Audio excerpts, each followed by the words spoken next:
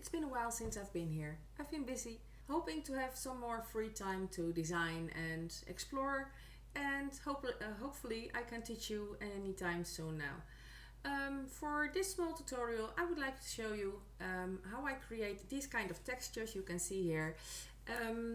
I've been celebrating my birthday recently, and towards my birthday I shared some brushes in the evenings before my birthday, and I'm going to show you how I create this kind of texture with a couple of those brushes and some new brushes I created. New brushes will be available in my new class, and I hope to record them very soon, so keep an eye out for it, and let's get started with this small one.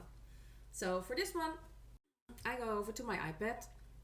You see these are lovely leaves. I created a small brush who will draw these leaves instantly.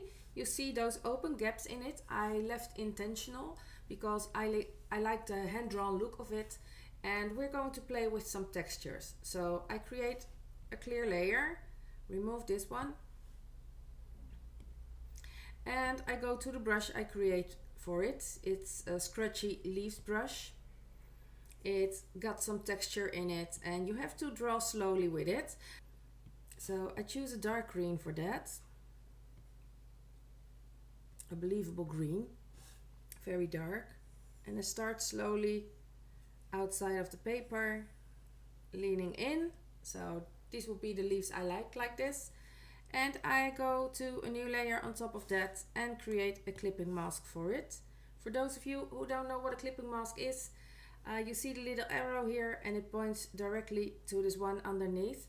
So everything I draw on this layer will be only visible at these leaves, not outside of the leaves. So that's very easy. So I go to the new brush, the rough texture brush, and I choose a lighter green. So I'm going towards yellow also, and I'm going to do so much lighter. And let me see what texture I've got, and I'm going to do the upper left side of the leaves. I will zoom in for you.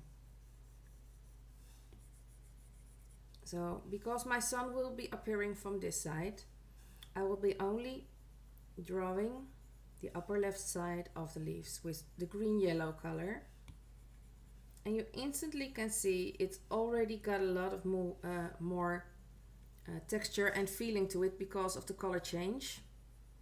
Also, I'm doing this now on a prepared canvas I already made before, and this is a canvas which already has some hatching textures in it, so you can see the dark lines here, and that will be visible in all layers I will draw, all colors I put down.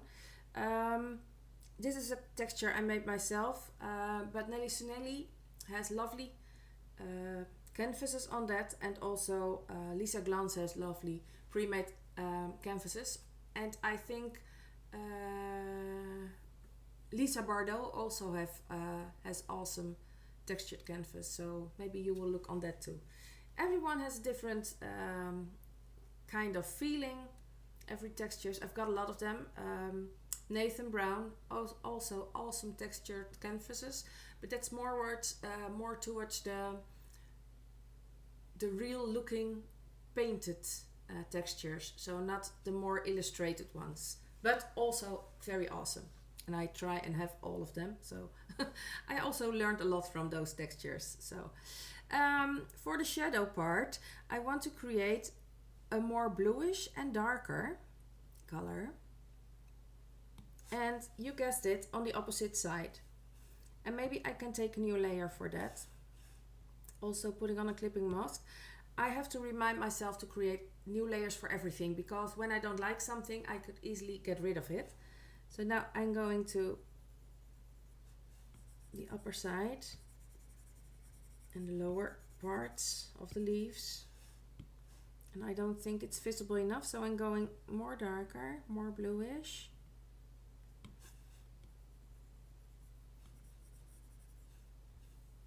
Yes, and now I can see it more clearly. And the blue does give it more color, so not only darker, also change the hue a little bit.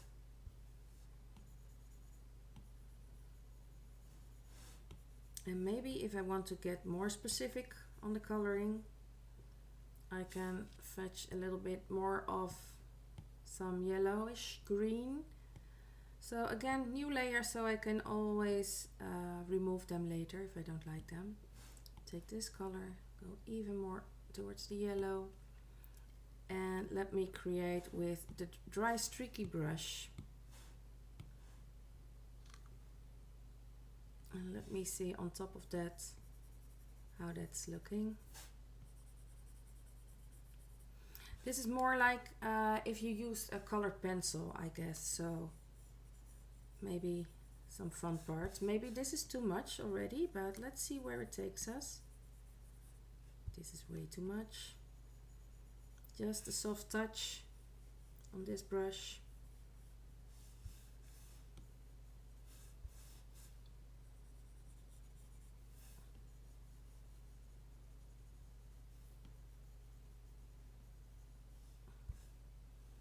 And I think it's more like an illustration already.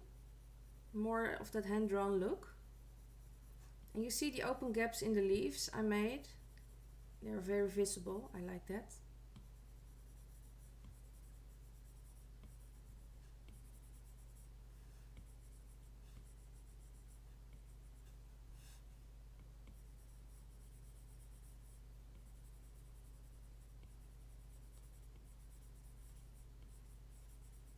This streaky brush is very natural acting, so not every stroke you create is very visible. Some are more visible than others, but that's just what makes it so playful. So that's what I like about this. And maybe I can make some other textures. I will do that on top as well, also on a clipping mask. And I created some lovely dots. I even didn't name it yet. So even lighter color, I have to build up those dots.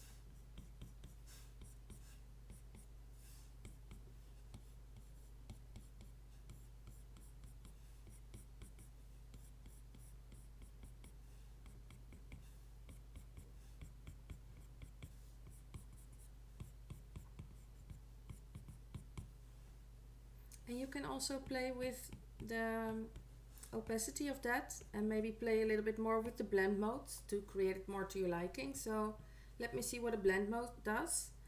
Also the opacity, well, if you look closely, I will zoom in for you so you can see it very properly. So when I play with the opacity, it will be a little lighter, not as much visible, or even more. And you can also play with the blend modes and maybe something fun will turn up there. But since it was lighter, it won't do anything on the darker side. I'm just checking my screen in front of me so I can see if you can see it very clearly. Screen mode makes it more lightened, then you can soften it a little bit. So it's just very hardly visible, but maybe just enough to give it more spark and an illustrated look. I think I like it, but let me see what it does for some other blend modes.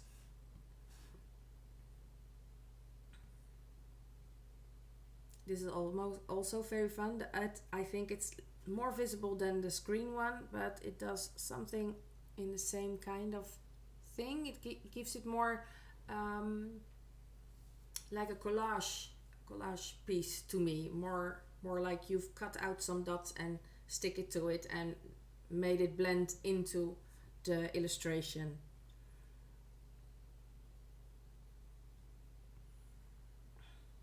Lighter color also fun. So there you can play with a lot of fun textures as well.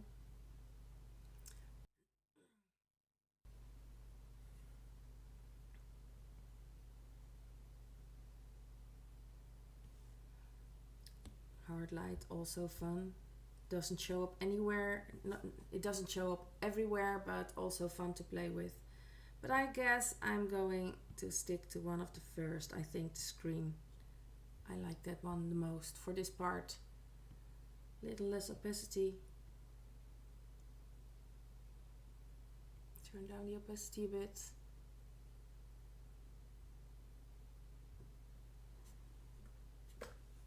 And that's how it's done. And of course you can do this with any brush you have at your own hands.